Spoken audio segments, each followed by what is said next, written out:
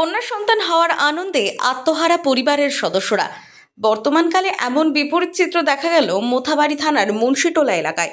নওসিন খাতুন গত সোমবার শহরের একটি বেসরকারি নার্সিংহোমে কন্যা সন্তান প্রসব করেন।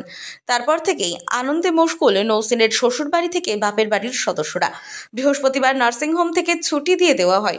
ছুটির পর রীতিমতো গাড়ি সাজিয়ে সেই গাড়িতে সদ্যজাতকে আনার ব্যবস্থা করা হয়, এমনকি বাড়ি সাজানো হয়।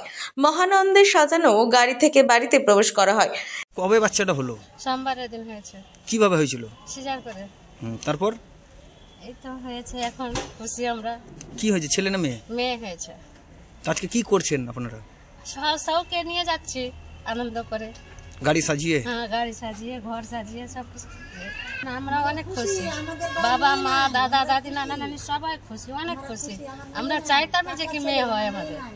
খুব খুশিতে আছেন? হ্যাঁ, খুব খুশি। এই দিন এই অনুষ্ঠান যদিও নওসিনের বাপের বাড়ি মোথাবাড়ি থানার পুরাতন পটলডাঙ্গায় অনুষ্ঠিত হয়। নওসিন স্বামী তথা সদ্যজাতের বাবা আদম শেখ পেশায় একজন ইঞ্জিনিয়ার। দিল্লির নয়ডায় তিনি কর্মরত। কন্যা সন্তানের খবর পেয়ে তিনি বাড়ি ফিরে এসেছেন। সদ্যজাতের দিদা নাফিসা খাতুন জানান, আমাদের নাতনি হওয়ায় আমরা খুবই খুশি। আমার 3 মেয়ের মধ্যে নওসিন বড়, সেই দিক থেকে প্রথম নাতনি, ফলে আরও আনন্দিত আমরা। ওর দাদু এখন উত্তরপ্রদেশের উরুষে গেছে, তিনি ফিরলেই গ্রামের লোকেদের মিষ্টিমুখ করানোর ব্যবস্থা করা হবে। এদিন ছোট অনুষ্ঠানের মাধ্যমে আমাদের নাতনিকে বরণ করা হলো। ছেলের বৌমা বাচ্চা হয়েছে। কি হয়েছে? মেয়ে হয়েছে। তো কি করে নিয়ে যাচ্ছেন আজকে বাড়ি? আজকে আমরা খুশির সংবাদে আমরা নিয়ে যাচ্ছি গাড়ি সাজিয়ে। আচ্ছা, তো আমার মেয়ে নাই, আমার ছেলের মেয়ে হয়েছে।